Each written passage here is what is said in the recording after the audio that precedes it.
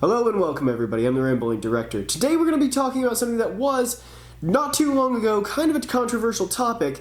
It's not really anymore, and people still play this song on the radio. The reaction was not nearly as bad as people were anticipating it would be the first time this kind of came to light. However, I do still hear people kind of just make this assumption about the song, you'll just hear people once in a while kind of say, well, besides the problematic lyrics, blah, blah, blah, or I like this song, despite the fact it's got that line in it. Well, but should we be assuming that? Now, you may recall if you followed this channel for a while, I actually made a video about this topic before. But I realized I was a little bit too snarky, and I kind of missed the fact that there were people who were genuinely concerned about this song. I just kind of passed off the concern as stupid. But I don't think it's stupidity. I think, and I mean this in the nicest way, that it really comes down to ignorance. That a lot of people just haven't actually listened to the song. They just hear it playing in the background a lot. And then when they were made aware, oh wait, what, the song says what? They just assume the worst rather than ever actually looking up the lyrics. So today, again, I know that the people who are concerned about it, if you're really worried about this, I'm sure your heart is in a good place. And I don't want you to feel belittled by this video. I just want to tell you, kind of educate you a little bit about why this song is not about date rape. And it's not sexist. And I'm going to tell you why, but I know if this video picks up any traction, there will be somebody who sees the title and just immediately comments, oh, this song is sexist, end of discussion. I would really advise you to at least hear out my points, and then you can disagree with me if you want to. So we're going to go through this song in two parts, and I'm just going to call them part 1 and part 2. I'm not going to refer to them as the male and female side, and if you stick around to the end of the video, you'll find out why. So the song starts out, I really can't stay, part 2, but baby it's cold outside, part 1. I've got to go away, part 2, but baby it's cold outside, part 1. This evening has been so very nice, part 2. Been hoping that you'd drop in, I'll hold your hands, they're just like ice. Now, on the surface, there is nothing inherently pushy about that, per se. In fact, me and my wife, back when we were dating, would have similar exchanges. I've got to go, I've got work tomorrow. Oh, yeah, but it's like, it's icy out. Or oh, look at that, you know what, I hate for you to drive at night, I worry about you driving at night. Why don't you just stay over? Why don't you just sleep on the... Well, we'll park it on the couch and we'll just watch movies until we fall asleep. How about that? There's nothing inherently sexist or pushy about that. Because when you want somebody to stay over, you are likely to make up excuses to try to get them to stay longer. Now, some of the people who were upset about this, and this is nothing against them, they are quite young and very easily influenced by social media. And so they hear people say, this song is about whatever, rape or sexism, and they just accept that because they're too young to understand. Any adult who has had any functioning romantic relationships knows exactly what this is. Now, some people, old people, mostly old white people, sorry, that's what it is, they love to defend the song by going, it's a cat and mouse game, and the women have always played cat and mouse. But that's not addressing the concerns of the people who are worried about it, okay? Now, this is in stark contrast to people who have tried to wokeify the song, such as John Legend. Let me read you John Legend's alternate lyrics for this. I really can't stay, baby it's cold outside. I've got to go away, but I can call you a ride. This evening has been, I'm so glad that you dropped in, so very nice. Time spent with you is paradise. My mama will start to worry. I'll call the car and tell him to hurry. My dad will be pacing the floor. Wait, what are you still living at home for? Which is kind of a funny line. So really I'd better scurry. Your Uber driver's name is Murray, but maybe just a half a drink more. Oh, we're both adults, so who's keeping score? You see how lame that sounds, first off? And second off, do you see how there's this subtle undertone that he is pushing her out the door? Now, how is that supposed to be less sexist? Like, oh, this date didn't go well, maybe you're not as attractive as I thought you were, so get the heck out. that's not really helping the issue, is it? So let's go back to the original lyrics here. The neighbors might think, baby, it's bad out there. Say, what's in this drink? No cabs to be had out there. Now I want to set the context back up for you, because the previous line, the end of the previous verse was, maybe just a half a drink more. Put some records on while I pour. Now, I don't know about you, but when I tell my wife, oh, you go put the TV on and I'll pour us some drinks, I'm not talking about sody pop. You know what I'm saying? I'm not going over with a spritzer bottle, no, that's not what I'm talking about. And I don't think any of you adults out there who are concerned about this. Again, I'll cut teens some slack. Maybe y'all don't understand the lingo, but when you say, while I pour, it's sort of a euphemism. It refers to alcoholic beverages, okay? The neighbors might think exactly what is happening. That's why part 1 doesn't finish the sentence. What might the neighbors think? The neighbors would be exactly right to think it. Then part 2 justifies it. Baby, it's bad out there. The neighbors aren't going to think anything. They're going to think you're responsible because you're not out there driving on icy roads. And then part 1 says, say, what's in this drink? Now, there's nothing about the context of that line that would make you think it's date rape. However, that was the controversy. This person is not talking about date rape, and anybody who's ever actually been drugged in a drink, like had their drink spiked with something, or had anything put in their drink, will tell you it's a bit more fast acting than this song would get across, okay? You would not be saying that and then singing 6 more lines, almost 2 whole minutes of music as the drugs took effect. That's not what this is about. Remember the context, while I pour some drinks. And then part 1 says, say, what's in this drink? And part 2 says, no cabs to be had out there. Now, isn't that interesting that at first we were acting like part 1 had taken their own car? Isn't that interesting? And in fact, later on, again, we get this sense of urgency that they could leave any time. They brought their own vehicle. And also, why is part 1 not giving them a ride? Interesting, isn't it? Maybe it's because, say, what's in this drink means, hey, how strong is the liquor in this drink? And part 2 is saying, well, listen, bro, there's no cabs out there. You can't drink and drive. It would be irresponsible. When this song was written, it was already illegal to drink and drive. You can't go out. You're going to have to stay. We have to be responsible adults. You can't go driving and drinking, okay? Now, let me back up my interpretation of this lyric by quoting an NBC article with the daughter of Frank Loesser, the man who wrote the song. He was also a very prolific songwriter. He wrote the musical Guys and Dolls, if you don't know that. Now, his daughter is, I believe, at the time she made this interview, was almost 70 years old. Bill Cosby ruined it for everyone. Way before #MeToo, I would hear the song from time to time and people would call it a date rape song. And I would get annoyed because it's a song my father wrote for him and my mother to sing at parties. But ever since Bill Cosby was accused of drugging women, I hear the date rape thing all the time. My father would have been furious at that. People used to say, what's in this drink, as kind of like a joke. You know, this drink is going straight to my head, so what's in this drink?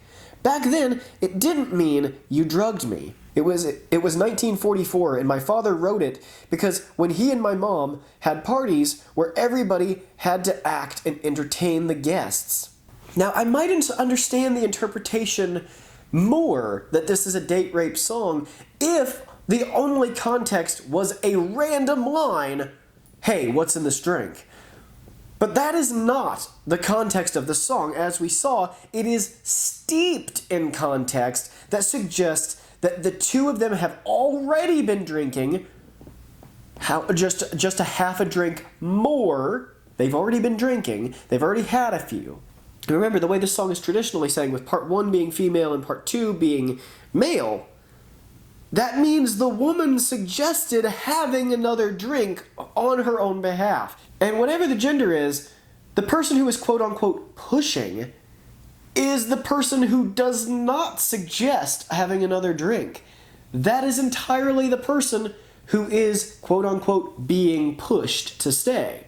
Again, the way this is traditionally sung by the majority of people, pop singers sing it on the radio, part one is a woman. I ought to say no, no, no, but I ain't gonna. Part two, mind if I move in closer? It's a question, not an order, not me getting on top of you. At least I'm gonna say that I tried. Well, why would she need to say that? Oh, again, the context. The neighbors might think I'm loose. If it's a man, the neighbors might think I took advantage of the situation. In 1944, that would have been the two reactions, no matter which gender was singing this song, right? I really can't stay. But baby, it's cold outside. Notice the way the person in part one keeps saying, I shouldn't, but here's a reason why I'm going to. I probably won't, but maybe I will. Now, that is what people usually are talking about when they use the phrase cat and mouse. Again, I don't like that phrase. I feel like it has some negative connotation to it. But that is what people are trying to get across. Again, if you've ever dated anybody, you know this sort of thing, and you've probably done it. Not atypical for men or women. And me and my wife take turns doing that sort of thing. Oh, we gotta get to bed because, you got work in the morning, I got this in the morning, I got work in the morning, you got this other thing with your family. And it's always, well, but it's only 10:30. I mean, do we have to? Well, yeah, you gotta get up at 6. Well, maybe we could watch one more episode of The Ghost and Molly McGee. Maybe we could go and do this one more thing. Well, you said you were gonna make hot chocolate tonight. Well, maybe we should make some hot chocolate. We get to bed by midnight. It's always, even after you get married and you're living together, this doesn't end. This is the nature of love. Male and female hetero couples, male and male, and female and female gay couples. I just spoke to one of my friends who is gay, and another one of my friends who is a lesbian, because I wanted to make sure that I really wasn't speaking out of turn here. And I said, listen, do you guys also do this sort of thing in your relationships? They're, oh yeah, all the time. And so you can have two men singing this song. It is not sexist. You wouldn't have to change, really, a word of it, except if two women were singing it, you probably wouldn't say, no, no, no, sir. Let's just speed through the rest of the lyrics here, because I do have one more point about the gender-swapping element of this. I simply must go, but baby, it's cold outside. The answer is no, but baby, it's cold outside. Now, you might say, oh, she said no. She said no, her body, her choices, or she reserves the right to say no. You have the right to say no without feeling guilty, except the very next line is, the welcome has been so nice and warm. Again, you gotta look at this in the context of the song, right? Back and forth. I should do this, I have to, no, it's not, no, God, please, no. The answer is no. I've said that before. Won't you stay for this thing? Listen, honey, I was supposed to leave an hour ago, and I'm only gonna get 4 hours of sleep tonight. I gotta get, no. The answer's no, I gotta go. The answer's no, I wanna stay. The welcome has been so nice and warm. I wanna stay, but I gotta go. It's time. It's all about context. And when you take things out of the answer is no, then you can read that any way that you want. No, the answer is no, stay back. You could read it that way, but that's not the context of the song. And then I want you to notice the next line, because it's very important to the fact that this is meant to be a comedy song. Did I mention that at the beginning? A lot of people don't realize this. This was not meant to be a straight out-and-out romance song. This was meant to be a romantic comedy song. Okay? How do I know that? Because Frank Loesser wrote two of the best musical comedies of all time. What is funny, though, is the increasingly ridiculous excuses that part one starts making. My sister will be suspicious. Remember, she already mentioned her mom and dad. My sister would be suspicious. Gosh, your lips look delicious. My brother will be there at the door. My maiden aunt's mind is vicious. That's hilarious. Come on. I mean, you gotta admit that's funny. It's clear. Her aunt probably would not live at home, okay? Her father, her mother, her brother, her sister. This is turning into a Jim Cagney routine, okay? Like, from Yankee Doodle, you know? And then she mentions her aunt. She's run out of relatives that live at her house, okay? It's funny. Gosh, your lips look delicious. Waves upon a tropical shore. He's trying to set the tone, right? Gosh, your lips are delicious. It changed from looks to are delicious. Implies maybe a bit of smooching was going on, doesn't it? Now, how does part 1 end this verse? Well, maybe just a cigarette more. Again, part 1 is making increasingly ridiculous excuses and then offering another nugget. Remember, he's just repeated himself. If we go with the traditional understanding, part 2, he has repeated himself. Gosh, your lips look delicious. Gosh, your lips are delicious. He's running out of things to say, so she throws him a bone. Maybe just a cigarette more. You've really been grand. I thrill when you touch my hand. But don't you see? Again, that's not the sort of thing of like, I'm fed up with this. I'm done being treated like this. I'm leaving. I'm marching out the door. You can't stop me. It's an imploring. I want to stay. Don't you know I want to stay? But don't you see, I have to get out of here before the storm gets worse. I got stuff to do. My maiden aunt, whatever the hell that is going to be worried about me. Part 2 then says, how can you do this thing to me? Now, you might say, oh no, he's guilting her. People, call the media. Hashtag me too. He's guilting her into staying. But let's look at that context one more time. Immediately following that line, part 1 says, there's bound to be talk tomorrow, echoing back about the neighbors. Part 2 says, but think of my lifelong sorrow if you caught pneumonia and died. Now that is really funny because the exaggeration, for comedic effect, has just gone so far over the top at this point that it's just, there's no way anybody who is reading these lyrics is not getting the point of the song. This is two people who really are infatuated with each other, who do maybe even love each other.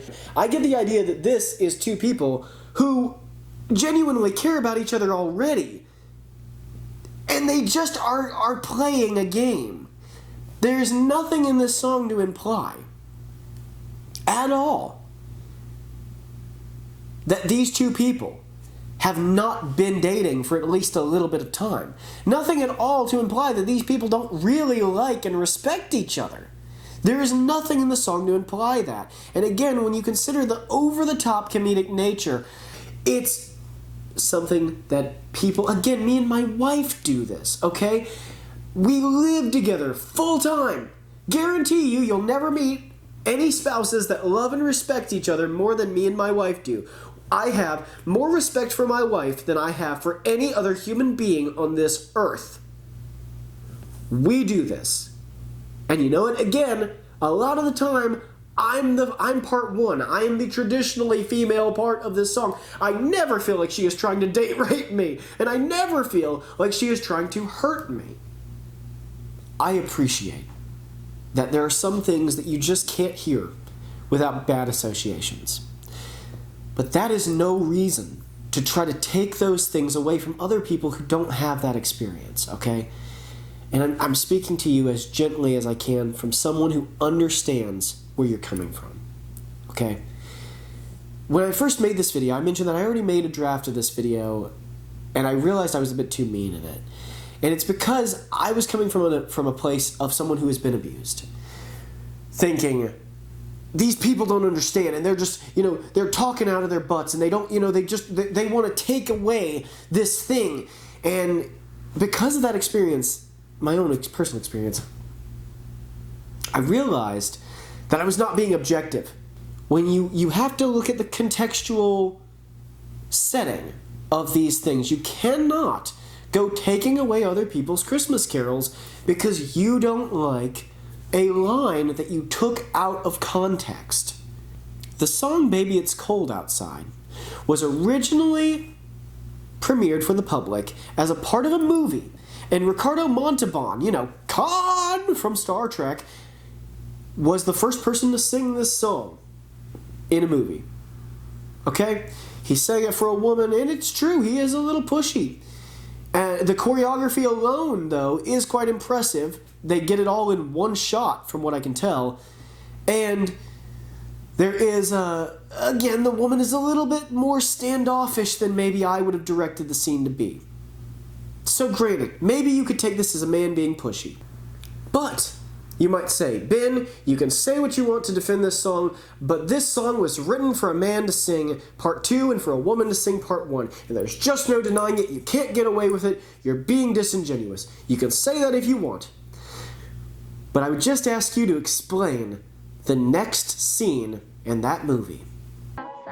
This evening has been hoping that you'd drop so me. very nice. I'll hold your hands, they're just like My ice. mother will start to worry, Beautiful, what's your and hurry? father will be pacing the floor.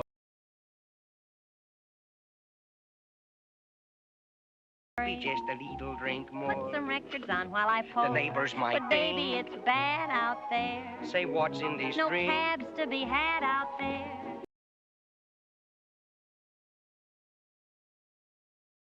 There will be plenty implied. If I caught pneumonia and died, Really can't get stay. over that old out, Oh, baby. but it's cold outside. Ladies and gentlemen, this is a romantic comedy song.